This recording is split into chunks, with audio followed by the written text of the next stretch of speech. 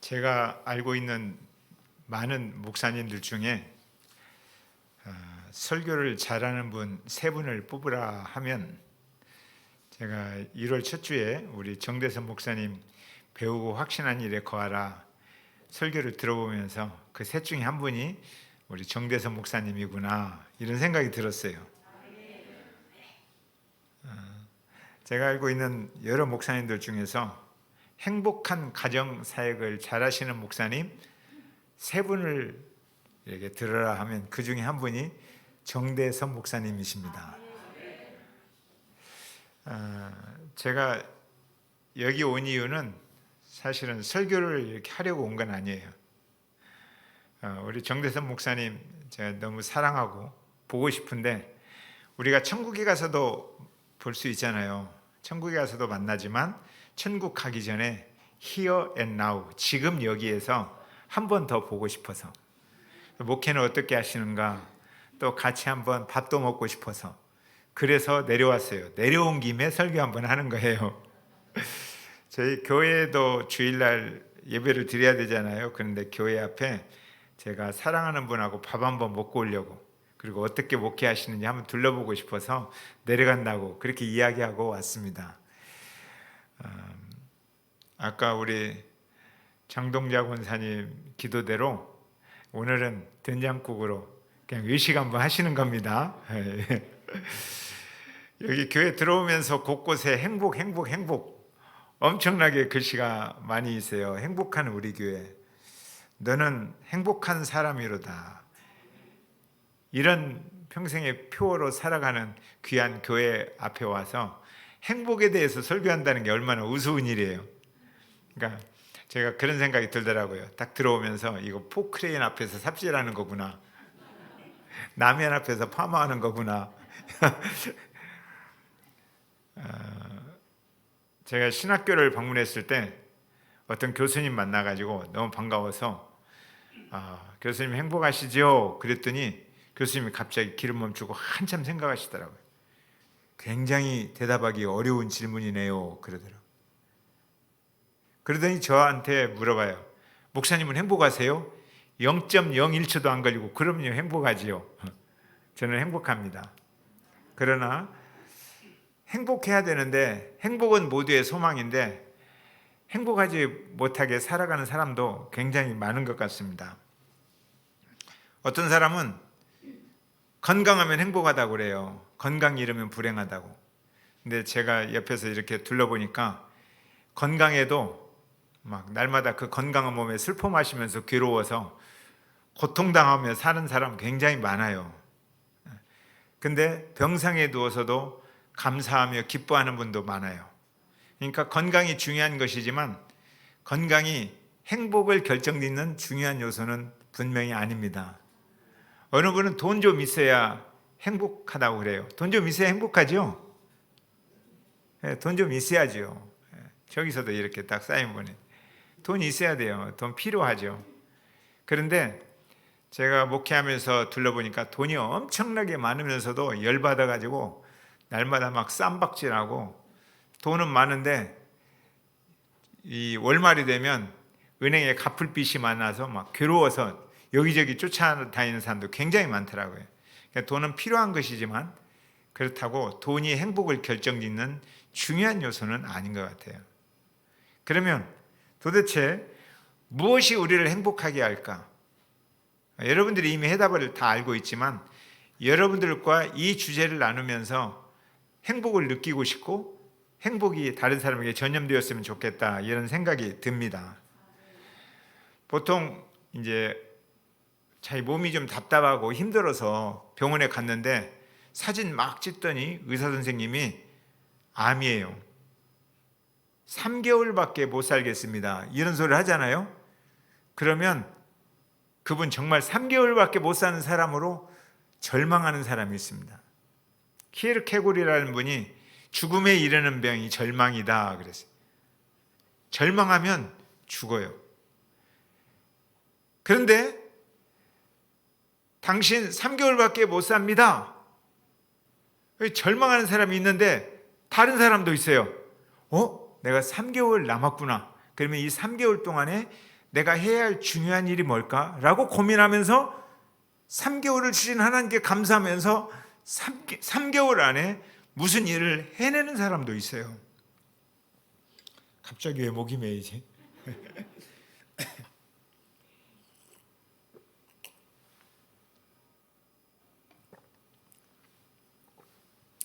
저도 그런 이야기 들었던 사람이에요.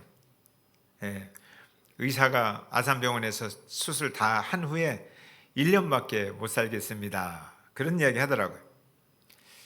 근데 저는 후자를 선택했어요. 1년이라는 시간에 무슨 일을 해야 될까? 내게 가장 중요한 일은 무엇인가? 어떠한 일에 내가 집중해야 되는가? 그것을 선택했어요. 그 이야기는 오후에 좀 더 우리가 자세히 좀 나눌 수 있었으면 좋겠다는 생각도 듭니다. 근데 오늘 본문에 나오는 모세도 그런 이야기를 들었어요. 모세가 약속의 땅을 꿈꾸면서 광야 40년을 지내왔어요. 광야가 힘들었습니다. 정말 고통스러웠어요. 그렇지만 그에게는 늘 약속의 땅, 가나안 땅, 그 땅을 꿈꾸면서 하나님이 주신 이 놀라운 축복의 땅을 생각하면서 그 모든 광야의 40년을 견디면서 왔어요. 땀도 흘렸고 눈물도 흘렸고 때로 희생도 했고 그러면서 왔는데 드디어 가나안 땅을 바라보는 거예요. 얼마나 기뻤겠어요. 이제 내가 저기를 들어가는구나. 하나님 감사합니다.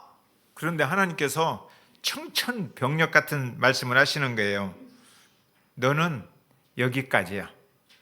하나님, 저는 저 땅에 들어가고 싶어서 저 땅을 꿈꾸면서 저 땅에서 백성들이, 우리의 자녀들이 뛰어노는 모습을 보고 싶어서 그렇게 달려왔는데 문 앞에서 너는 여기까지야. 저기는 못 들어가. 이런 얘기 하는 거예요. 얼마나 들어가고 싶었겠어요. 이때 둘 중에 하나예요. 절망하느냐 아니면 남은 시간에 가장 중요한 일을 하느냐. 근데 모세는 못 들어간다는 이야기 듣고 가장 중요한 일을 하기로 선택합니다. 내 남은 시간, 이제 얼마 안 남았어요. 이 남은 시간에 무엇을 할 것인가? 광야 40년을 살아오면서 하나님께서 내 인생 가운데, 우리 민족 가운데 스며왔던 그 사랑, 그 은혜, 하나님의 은혜 없이는 살아올 수 없었던 그 기간들을 정리해요. 그래서 그 가나안 땅 들어갈 백성들에게 이제 죽음의 소식, 나는 조금 후에 죽어야 돼요. 그렇지만 죽기 전에 가장 중요한 이야기를 하고 싶어서 그 광야 40년의 인생을 쭉 정리해서 설교를 하게 됩니다. 그 설교가 신명기예요. 그리고 설교를 다 마쳤어요. 그러고 나서 이제 자기가 할 일은 다 끝났어요. 그때 설교를 마치고 축복해 주면서 한마디 하죠. 여러분같이 행복한 사람이 어디 있겠습니까? 여러분은 행복한 사람입니다. 행복하게 살아가시기 바랍니다. 모세가 120년을 살고 나서 마지막 했던 말이에요. 이스라엘 백성들에게. 근데 사실 모세가 이스라엘 백성들을 생각하면 마음에 안 드는 것도 굉장히 많죠. 40년을 괴롭혔어요. 누군가 나를 40년 괴롭힌다고 생각해 보세요. 혹시 부부간에 40년 남편이 나를 괴롭힌 사람도 있습니까? 있지요. 40년을 괴롭히면 얼마나 힘들겠어요.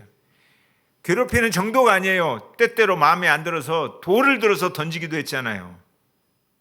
이런 사람들, 정말 원망을 많이 했던 사람들.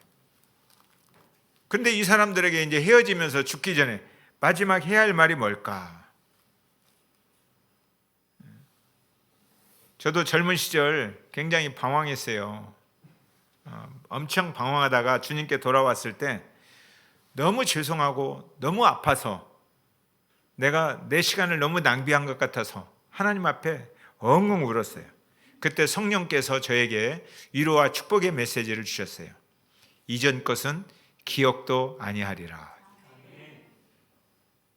십자가 생명의 복음 앞에서 십자가의 보혈로 저를 다 용서하시고 이전 것은 기억도 아니하신다. 너무 감격하고 너무 감사해서 울었던 적이 있었습니다. 여러분들 탕자 이야기 아죠? 탕자가 집으로 돌아올 때 형이 용서할 수 있겠어요, 없겠어요? 이전 것은 기억도 아니하리라. 형은 절대 할 수가 없어요. 저놈의 자식이 집안 망쳐먹고 돈 달라고 해가지고 돈 갖다가 다 쳐받고 망해먹고 집으로 돌아왔어요. 형은 결단코 그 사실을 잊을 수가 없어요. 그런데 아버지는 잊을 수 있어요. 아버지는 죽은 아들이 왔잖아요. 형의 마음으로는 용서할 수 없어요. 그런데 아버지의 마음으로 나가서 죽은 아들이 돌아왔다 안아주잖아요. 하나님 우리 아버지가 우리에게 그렇게 하셨어요. 오늘 모세가 이스라엘 백성들에게 그렇게 하는 거예요. 너네들 40년을 생각해 보면 내가 너네들한테 좋은 말 하고 싶지가 않아. 너 언제 뭐 했지 다 이야기하고 싶어요. 그러나 다 잊어버렸어요. 이전 것은 기억도 아니하시고 마지막, 여러분들은 내 인생을 풍성하게 해준 사람들입니다. 여러분들은 행복한 사람들입니다. 앞으로 행복하게 살아가기를 바랍니다. 이렇게 인사를 하는 거예요. 저도 이 말씀 설교하면서 우리 교인들에게 인사했어요. 여러분들이 정말 고맙습니다. 내 인생이 풍성한 이유는 바로 여러분들이 있기 때문입니다. 여러분들이 없었다면 저는 제 인생이 이렇게 풍성하게 살아오지 못했습니다. 그러면서 큰 절을 했어요. 자, 29절 다시 한번 읽어볼까요? 그런 마음으로. 자, 29절 시작. 이스라엘이여 너는 행복한 사람이로다. 여호와의 구원을 너같이 얻은 백성이 누구냐? 그는 너를 돕는 방패시요 내 영광의 칼이로다. 내 대적이 내게 복종하리니 내가 그들의 높은 곳을 밟으리로다. 이해를 더 쉽게 하려면 이스라엘 이름 빼고 내 이름 넣으면 돼요. 이렇게 조경님 너는 행복한 사람이구나 이런 뜻이에요. 장동자 여호와의 구원을 장동자같이 얻은 사람이 도대체 누구냐 이런 뜻이에요. 하나님은 이준행 너를 돕는 방패시다. 이름 넣어서 읽어보면 그냥 이해가 쉽게 돼요. 나 같은 죄인을 십자가 그 생명의 복음으로 피 흘리신 그 생명의 복음으로 하나님의 자녀가 되는 권세를 주셨습니다. 하나님의 자녀로 삼으신 다음에 하나님께서 방패로 나를 지켜주시는 거예요. 이러면 되잖아요. 그러면 행복한 사람이죠. 그 정도면. 돈 좀 없어도 있으면 좋겠지만 건강했으면 좋겠지만 암 좀 걸려도 좋은 남편, 좋은 아내 만났으면 좋겠지만 우리 남편 좀 나 괴롭히고 우리 아내 좀 속썩이고 좀 그래도 누가 나 좀 상처 좀 안 줬으면 좋겠지만 누가 나를 쿡쿡 찌르면서 상처를 좀 주어도 그래도 하나님이 나를 자녀 삼으셨으면 이 정도면 됐지요 뭐. 안 그렇습니까? 이 정도면 됐어요.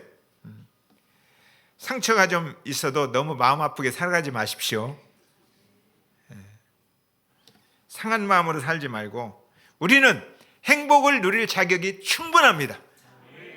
그 어떤 어려운 상황이 있어도 환경을 초월해서 행복을 누릴 자격이 있는 분들이 여러분들입니다. 아멘. 여호와의 구원을 너같이 얻은 백성이 누구냐? 사실 이스라엘 백성들 한번 보세요. 이스라엘 백성들은 애굽에서 노예로 살아왔습니다. 그 말은 그의 자녀들도 앞으로 노예로 살아갈 운명이라는 거예요. 그의 후손들도 노예로 살 수밖에 없어요. 물론 잘 살 수도 있고 돈도 좀 생기고 잘 살 수도 있죠. 잘 사는 노예, 잘 못 사는 노예, 그 차이는 있을 수 있어요. 그러나 노예로 살 수밖에 없는 운명이에요. 소망도 없어요. 꿈이 있다면 잘 사는 노예, 출세하는 노예예요. 출세하는 노예. 그게 최고의 꿈이에요. 돈 좀 많아지는 노예. 그 꿈과 소망이 없는 그 백성들에게 하나님이 찾아오셔서 노예로 살지 말고 자유인으로 하나님의 자녀로 살자. 그리고 데리고 나왔잖아요. 그리고 데리고 나왔어요. 너같이 구원을 얻은 백성이 누구냐? 노예로 살 수밖에 없는 그런 운명 공동체, 그 사람들을 거기에서 끄집어내어준 너같이 구원을 얻은 그런 백성이 누구냐? 그것만으로 너는 행복한 사람이다. 이런 의미예요. 저도 마찬가지예요. 저는 유치원 때부터 우리 어머니 때문에 교회는 열심히 다녔어요. 교회도 열심히 다니고 또 어머님이 헌금도 주고, 그래서 제가 지금도 기억해요. 초등학교 1학년 때 1년 교회에서 헌금을 제일 많이 한 어린이로 헌금상을 받았어요. 79원. 기억도 잊어버릴 수가. 이런 식 하다가 어느 주일은 5원 헌금한 날도 있고, 그래서 79원을 헌금했어요. 헌금도 잘하고. 중등부 고등부 다니면서 큰 교회, 난 큰 교회가 다 건강한 교회인 줄 알았는데 큰 교회라고 건강한 교회 없습니다. 교회는 큰 교회 적은 교회가 없어요. 그냥 교회예요. 하나님이 사랑하신. 근데 그때는 잘 모르니까 큰 교회. 제가 초등학교 다닐 때 3,000명 다니는 큰 교회잖아요. 그런 교회. 고등부 임원하면서 고등학교 2학년 때는 공부해야 하는 학생이 공부도 안 하고 서울까지 올라가가지고 여의도에 올라가서 당산고등학교에서 잠자면서, 영등포에 있는 당산고등학교에서 잠자면서 여의도에 와서 엑스폴로 74 빌리그레암 목사님 오셨을 때 민족의 가슴마다 그리스도의 계열이 임하게 하자. 서울역부터 동대문까지 전도하러 다니고 막 그랬어요. 그러니까 교회 장로님들과 교회 어르신들이 저한테 신학교 가라고, 너는 신학교 갈 팔자다. 근데요, 겉으로 그랬다는 거예요. 속으로는 제가 굉장히 가난했거든요. 가난하다 보면 이 가난한 생활이 싫어요. 아파요. 열등감이 많아요. 패배감이 있어요. 그러니까 열등감과 패배감에서 치유되지 못하고 그곳에 갇혀 있으니까 영혼이 피폐해지고, 치유되지 않은 마음에서 교회는 율법적이고 제도적이고 의식적이고 그렇게 가르쳤어요. 그러니까 주일날은 성수주의라고, 11조도 잘하고 봉사도 성가대로 열심히 하고 교사도 하고 월요일부터 토요일까지는 내 마음대로 살고. 그러니까 신앙은 주일날 겉으로 드러난 율법적인 것이 신앙이고, 세상은 월요일부터 토요일까지 내 마음대로 사는 것이 세상이고, 신앙의 이원화. 이렇게 제가 살았습니다. 그러니까 제가 폴리텍 대학에서 강의를 좀 했거든요. 기계과 기계를 전공했기 때문에. 그래서 주중에는 선생님들하고 그냥 소리 지르면서 술 마시러 다니고, 제일 무서운 사람이 하나님이 아니고 내가 가르치는 학생들이었어요. 교회 학생들. 그 학생 만나면 나는 죽는 거예요. 그렇게 엉터리로. 그러니까 신앙이라는 것은 성수주의라고 11조 잘 내고 봉사 잘하는, 뭘 잘 지키는 게 신앙인 줄 알았어요. 그렇게 부흥 강사님들이 이야기를 해가지고 철석같이 믿고 살았어요. 그러다가 육군 장교로 이제 임관하면서 어머니로부터 자유. 그러니까 이제 교회 그만 다녀도 되잖아요. 어머니 안 계시니까. 그렇게 살았습니다. 그러던 어느 날 1980년 12월로 생각이 돼요. 정확히는 모르겠는데 그때 우리 사병 한 분이 이렇게 그 발칸포라고 무서운 포가 있어요. 그 포한테 이렇게 맞아가지고 이 사이가 깨져서 여기가 으스러져 버렸어요. 이 뼈는 으스러지면 죽어요. 2cm 정도 두꺼운 거라 망치로 때려도 안 깨지는 뼈예요. 근데 이 뼈가 으스러졌어요. 헬리콥터에 후송하면서 너무 괴로웠어요. 근데 그 사병이 아직 살아서 입이 움직이는데 막 내 몸에 피를 줄줄 흘리면서 입은 움직이는데 어머니를 부르더라고요. 어머니. 지금도 그 소리가 들리는 것 같아요. 어머니. 그래서 그날 저녁은 술을 새벽 4시까지 마셨나 봐요. 괴로워서. 떡이 됐어요. 그리고 집을 가는데 제가 하숙을 하고 있었으니까 하숙집 앞에 개척교회가 하나 있어요. 침례교회는 침침해서 가본 적도 없는데 그 침례교회네, 거기가 하필이면. 근데 거기에서 교회 종소리, 새벽 교회 종소리가 울리는 거예요. 땡그랑땡이 아니라 차인벨 소리. 내 영혼이 은총 입어 중한 죄짐 벗고 보니. 그런데 막 그 찬송 소리가 비수가 돼가지고 제 마음을 울리고 어머니 생각이 났어요.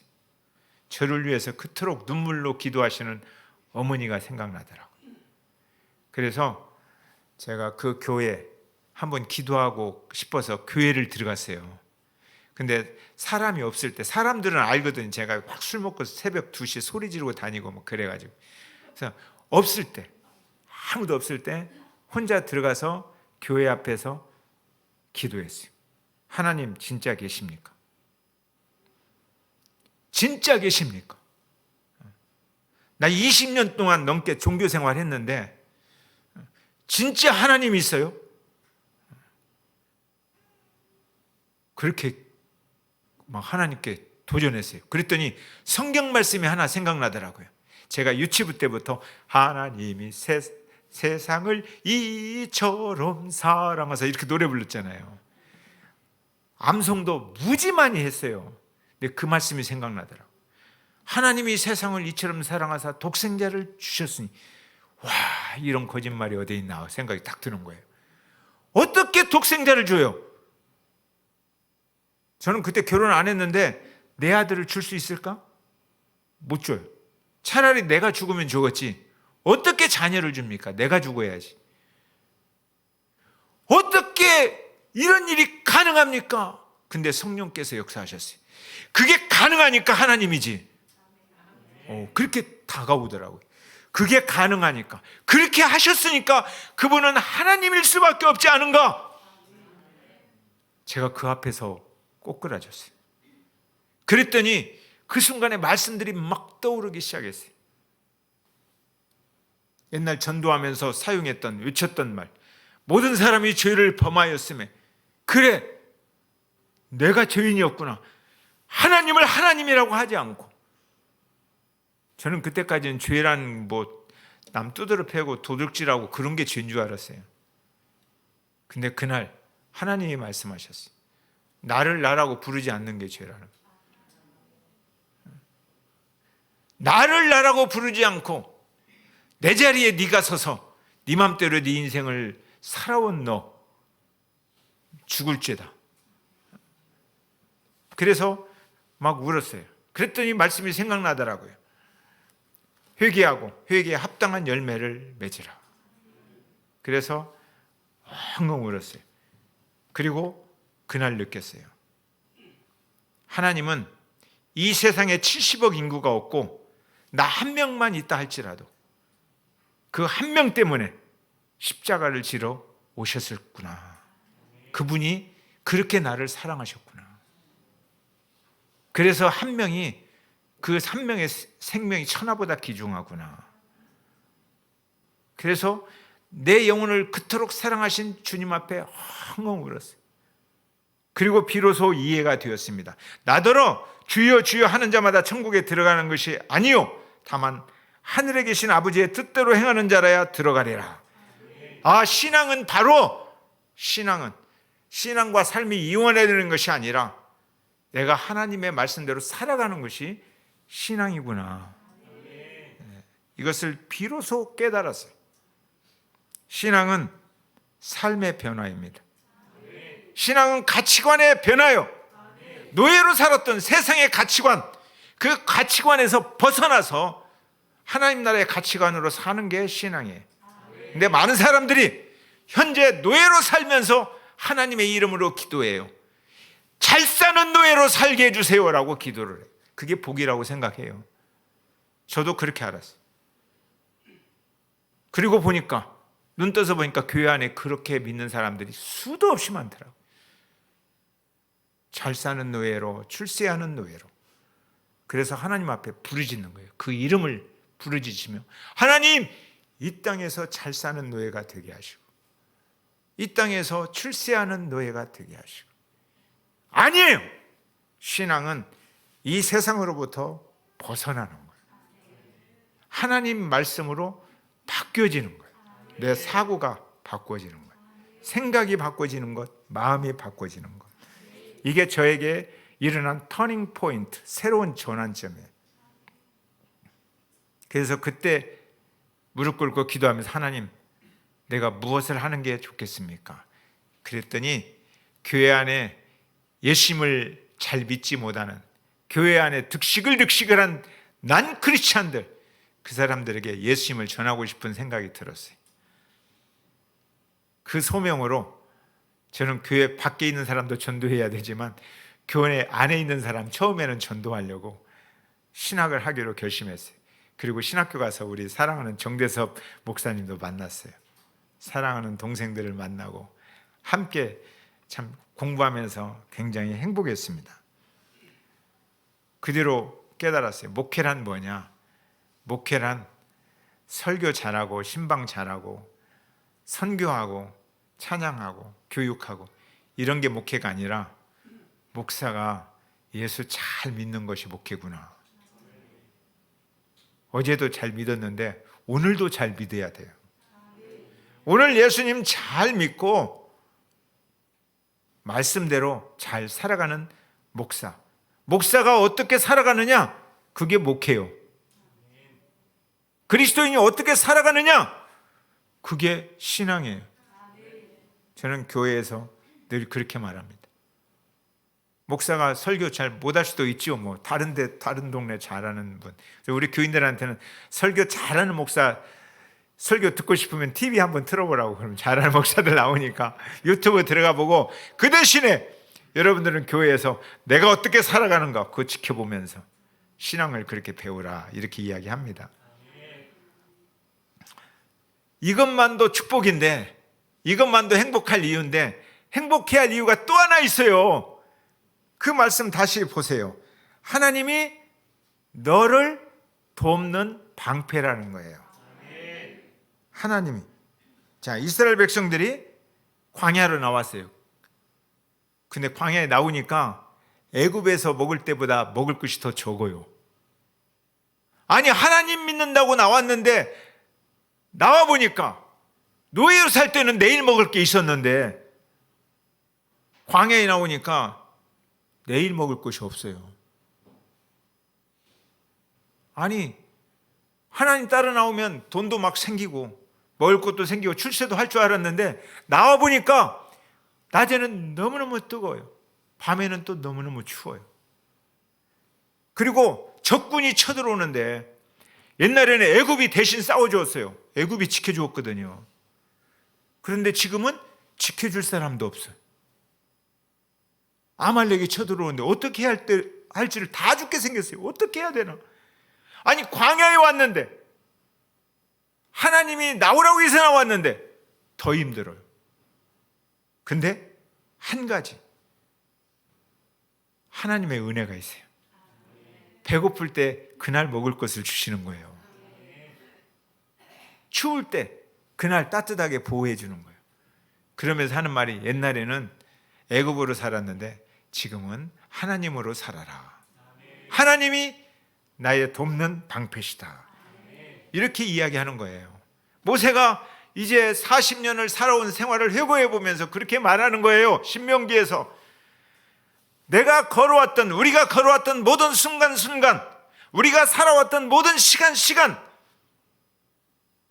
하나님의 이름을 빼면 아무것도 아니다. 하나님 없으면 살아올 수 없는 시간.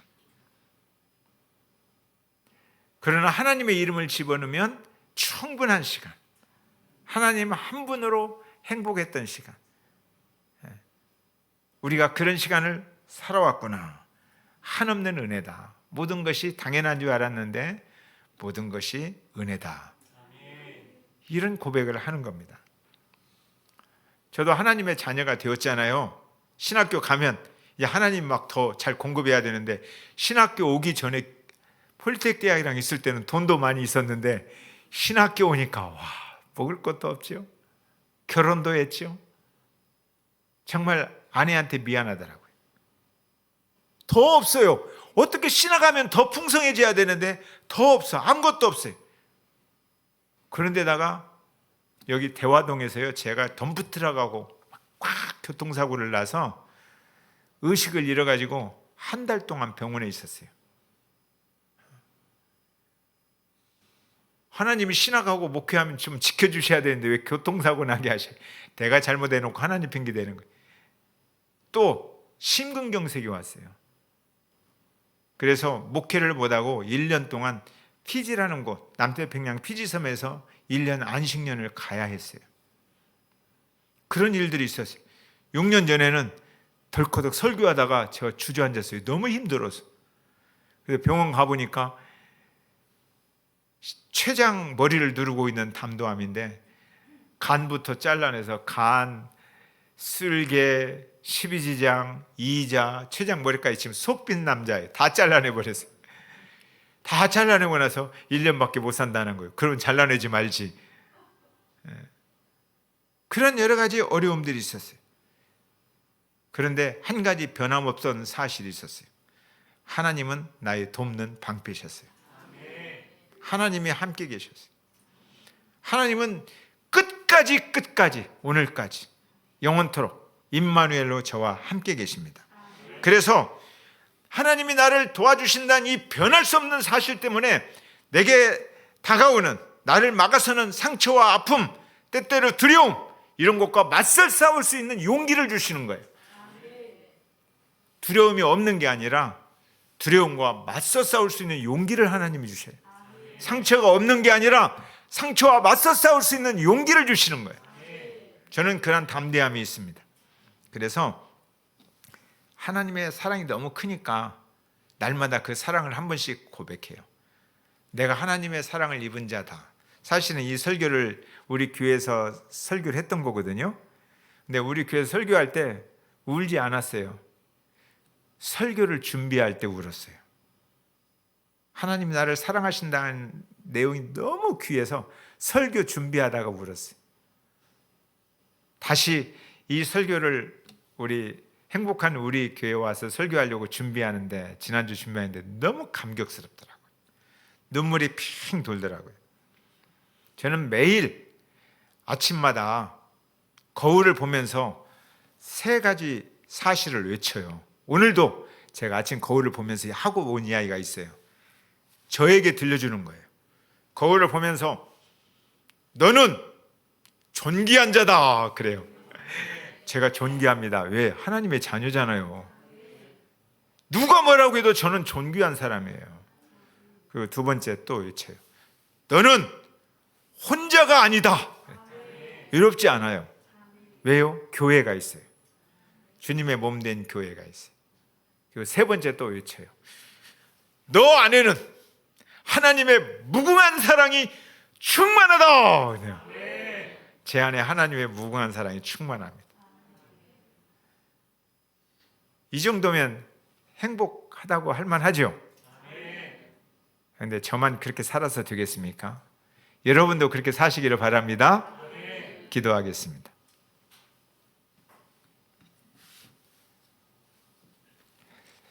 혹시 여러분 중에 상처가 너무 많아서 열등감이나 패배감 또는 마음이 아프신 분이 있습니까?